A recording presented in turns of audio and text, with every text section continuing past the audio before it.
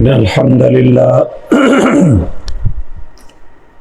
نحمده ونصلي على رسوله الكريم أما بعد أعوذ بالله السميع العليم من الشيطان الرجيم بسم الله الرحمن الرحيم وَلَكُمْ نِصْفُ مَا تَرَكَ أَزْوَاجُكُمْ إِن لَّمْ يَكُن لَّهُنَّ وَلَدٌ فَإِن كَانَ لَهُنَّ وَلَدٌ فَلَكُمُ الرُّبُعُ مِمَّا تَرَكْنَ مِن بَعْدِ وَصِيَّةٍ يُوصِينَ بِهَا أَوْ دَيْنٍ وَلَهُنَّ الرُّبُعُ مِمَّا تَرَكْتُمْ إِن لَّمْ يَكُن لَّكُمْ وَلَدٌ فَإِن كَانَ لَكُمْ وَلَدٌ فَلَهُنَّ الثُّمُنُ مِمَّا تَرَكْتُم مِّن بَعْدِ وَصِيَّةٍ تُوصُونَ بِهَا أَوْ دَيْنٍ وَإِن كَانَ رَجُلٌ يُورَثُ كَلَالَةً أَوِ امْرَأَةٌ وَلَهُ أَخٌ أَوْ أُخْتٌ فَلِكُلِّ وَاحِدٍ مِّنْهُمَا السُّدُسُ فَإِن كَانُوا أَكْثَرَ مِنْ ذَلِكَ فَهُمْ شُرَكَاءُ فِي الثُّلُثِ مِنْ بَعْدِ وَصِيَّةٍ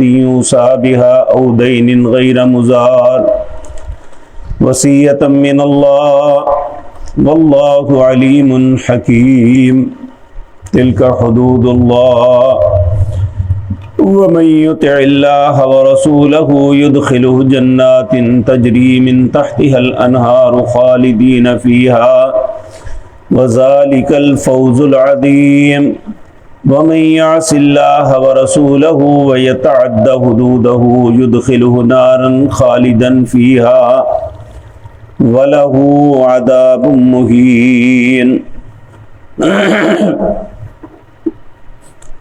حضرات محترم، گزشتہ آیات میں اگر باپ فوت ہو جائے تو اس کی اولاد یا اس کے والدین کو کیا ملے گا، اس کی تفصیل آپ کے سامنے عرض کی۔ آج جو آیت پڑھی اس میں 3 رشتوں کی ترکے کی تقسیم کا تذکرہ ہے۔ اگر بیوی فوت ہو جائے تو اس کے خامد کو کیا حق ہے، خامد فوت ہو جائے تو بیوی کے اور اولاد کے کیا حقوق ہے، اور اگر وہ کلالہ ہو، کلالہ کہتے ہیں بے اولاد ہو، نہ تو اس کی اولاد میں سے کوئی اس کا وارث ہے نہ والدین میں سے، ایسی صورت میں پھر اس کی ترکے کی تقسیم کیسے ہوگی؟ تو اللہ رب العزت یہ بات فرما رہے ہیں، یہاں ایک بات ذہن میں رکھیں کہ آج کل ہمارے معاشرے کے اندر بعض ایسی پراپرٹیز اور اثاثے ایسے ہوتے ہیں جو خامد قانونی موشگافیوں سے بچنے کے لیے عورت کے نام لگوا دیتا ہے۔ حقیقتاً عورت ان اثاثوں کی مالک نہیں ہوتی، وہ صرف قانونی موشگافیوں سے بچنے کے لیے یہ سب کچھ کیا گیا ہوتا ہے۔ ایسی صورت میں وہ پراپرٹیز جو صرف نام لگوائی گئی ہوتی ہے وہ اسی کی ہوتی ہے جس نے نام لگوائی ہے۔ ہاں، اگر وہ اپنی زندگی میں حق مہر کے طور پہ یا ویسے گفٹ کر دے جبکہ اس وقت اس کی اولاد نہیں تھی تو یہ اور بات ہے، پھر وہ اسی کی ملکیت ہوگی جسے گفٹ کیا گیا ہے، یا اسے حق مہر کے طور پہ وہ اثاثہ دیا گیا ہے، یا وہ بیوی کی ملکیت ہوتا ہے جو اس کے والدین کی طرف سے اسے ملے، یا اس کے اپنے ذاتی اثاثے کوئی ہوں تو وہ۔ اب اللہ رب العزت فرما رہے ہیں اگر وہ عورت فوت ہو جاتی ہے تو اگر اس کی اولاد نہیں ہے تو پھر اس کے اثاثے کیسے تقسیم ہوں گے؟ اللہ نے فرمایا وَلَكُمْ نِصْفُ مَا تَرَكَ أَزْوَاجُكُمْ إِن لَّمْ يَكُن لَّهُنَّ وَلَدٌ۔ اس وقت پھر اس کے ٹوٹل اثاثوں کا نصف اس کے خامد کو ملے گا اگر اس کی اولاد نہیں ہے تو۔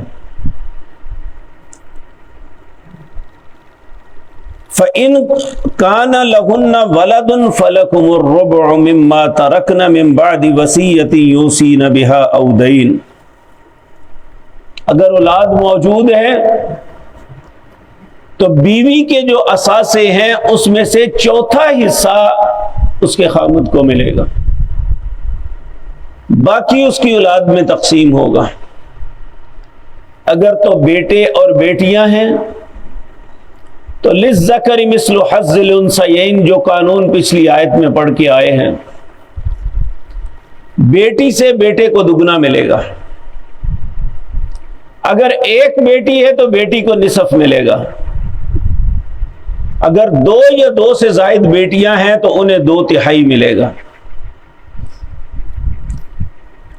تو اگر خامد، پھر فرمایا مما ترکنا، جو وہ چھوڑ کے گئی، من بعد وصیۃ یوصین بہا او دین، لیکن 2 باتیں یاد رکھیں، اگر اس نے کوئی وصیت کی ہے کہ اپنے اثاثوں میں سے کچھ اللہ کے رستے میں یا رفاہیت کے لیے وہ وقف کر گئی ہے تو اس کی وصیت کو پورا کرنا۔ تو اگر اس نے وصیت غلط کی ہوئی ہے تو اس کی وصیت کو پورا کرنا ضروری نہیں ہے۔ او دین، اگر اس کا قرضہ ہے تو تقسیم سے پہلے اس کا قرضہ ادا کرنا چاہیے۔ پھر فرمایا فَإِن كَانَ لَكُمْ، اللہ اکبر، وَلَهُنَّ الرُّبُعُ مِمَّا تَرَكْتُمْ إِن لَّمْ يَكُن لَّكُمْ وَلَدٌ، اگر خامد فوت ہو گیا ہے تو اولاد نہیں ہے تو پھر بیوی کو چوتھا حصہ ملے گا۔ فَإِن كَانَ لَكُمْ وَلَدٌ فَلَهُنَّ الثُّمُنُ مِمَّا تَرَكْتُم مِّن بَعْدِ وَصِيَّةٍ تُوصُونَ بِهَا أَوْ دَيْنٍ، اگر وہ دونوں صاحب اولاد ہیں تو خامد فوت ہو گیا ہے، اولاد کے ہوتے ہوئے جو بیوی ہے اسے 8واں حصہ ملے گا۔ اور یہاں ذہن میں رکھیں، بیوی 1 ہو، 2 ہو، 3 ہو یا 4، 1 ہو تو 1/8 ایک کا ہی ہوگا، اگر 2 ہیں تو 1/8 وہ دونوں میں تقسیم ہوگا، حتیٰ کہ وہ 4 بھی ہیں تو 1/8 ہی ان سب میں تقسیم ہوگا، اس سے زائد نہیں۔ یہ نہیں کہ ہر کو 1/8 ملے گا۔ باقی اگر ان کی اولاد مکس ہے یعنی بیٹے بیٹیاں ہیں تو للذکر مثل حظ الانثیین، 2 بیٹیوں کے برابر 1 بیٹے کو ملے گا۔ تو اگر 1 بیٹی ہے تو بیٹی کو نصف، اگر 2 یا 2 سے زیادہ ہیں تو انہیں ثلثا، 2/3۔ وَإِن كَانَ رَجُلٌ يُورَثُ كَلَالَةً، اگر ایک آدمی کلالہ ہے، بے اولاد ہے، ماں باپ بھی نہیں، تو اللہ رب العزت فرماتے ہیں اب امرأۃ وَلَهُ أَخٌ أَوْ أُخْتٌ، یہ کلالہ شاہ مرد ہے یا عورت، اس کے بھائی اور بہنیں ہیں تو فَلِكُلِّ وَاحِدٍ مِّنْهُمَا السُّدُسُ، ان کو 6واں حصہ ملے گا، ہر ایک کو 6واں حصہ ملے گا۔ اس میں مرد اور عورت کا فرق نہیں ہوگا۔ اگر آدمی بے اولاد ہے، کلالہ ہے، اس کی نہ اولاد ہے نہ والدین ہیں، تو پھر بہن بھائیوں کو 6واں حصہ ملے گا، ہر ایک کو۔ اس میں عورت اور مرد کے حصے میں فرق نہیں ہوگا۔ اور یہ بات ذہن میں رکھے، بھائی اور بہنیں یہ 3 قسم کے ہوتے ہیں۔ ایک وہ بہن بھائی ہیں جن کی ماں بھی ایک ہے، باپ بھی ایک ہے، انہیں عصبہ رشتہ دار کہتے ہیں۔ دوسرے بہن بھائی وہ ہیں جن کا باپ ایک ہے، مائیں مختلف ہیں۔ اور تیسرے وہ ہیں، انہیں اخیافی کہتے ہیں، جن کی ماں ایک ہے، باپ الگ الگ ہیں۔ ہمارے معاشرے میں یہ بہت کم ایسا ہوتا ہے، کیونکہ اگر کسی کا خامد فوت ہو جائے تو وہ ساری زندگی ماں اسی طرح گزار دیتی ہے، وہ دوسری شادی نہیں کرتی، یا خامد فوت ہو جائے تو وہ دوسری شادی نہیں کرتا، اسی طرح زندگی گزار دیتا ہے۔ لیکن اسلامی معاشرے میں یہ طرز عمل ایسا نہیں ہے۔ عرب معاشرے میں آج بھی اسی طرح ہے کہ عمر کا کوئی بھی حصہ ہو، اولادیں خود اپنے والد یا والدہ کی شادی کروا دیتے ہیں کہ یہ کیوں ایسی زندگی بسر کرے، اسے بھی اپنی زندگی گزارنے کے لیے ساتھی کی ضرورت ہے۔ اگر اولاد کو ضرورت ہے، لیکن بدقسمتی سے ہمارے معاشرے کے اندر اگر باپ شادی کر لے تو اولاد دشمن ہو جاتی ہے کہ ہمارا اور حصے دار پیدا ہو جائے گا۔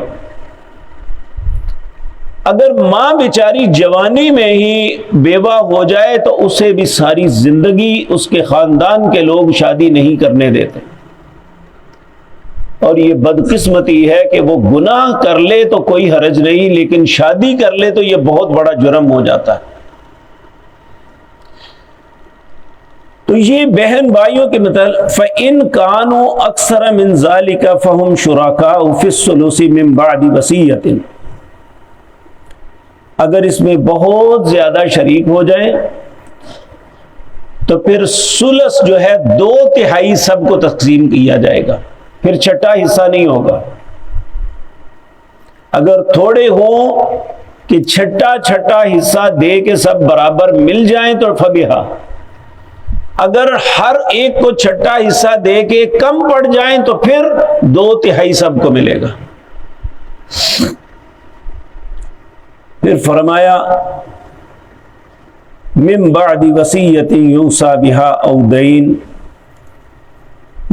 وصیت کو پورا کرنا اور قرض کی ادائیگی کے بعد تقسیم ہوگی۔ آپ دیکھیں یہ دونوں چیزیں کتنی اہم ہیں، لیکن آج جس معاشرے میں میں اور آپ رہتے ہیں، وصیت تو بہت دور کی بات ہے، قرض کی ادائیگی نہیں کرتے لیکن اس کا مال سارا ہڑپ کر جاتے ہیں۔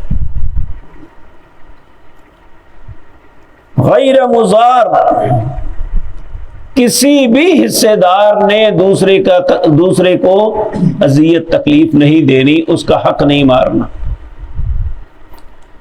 وصیۃ من اللہ،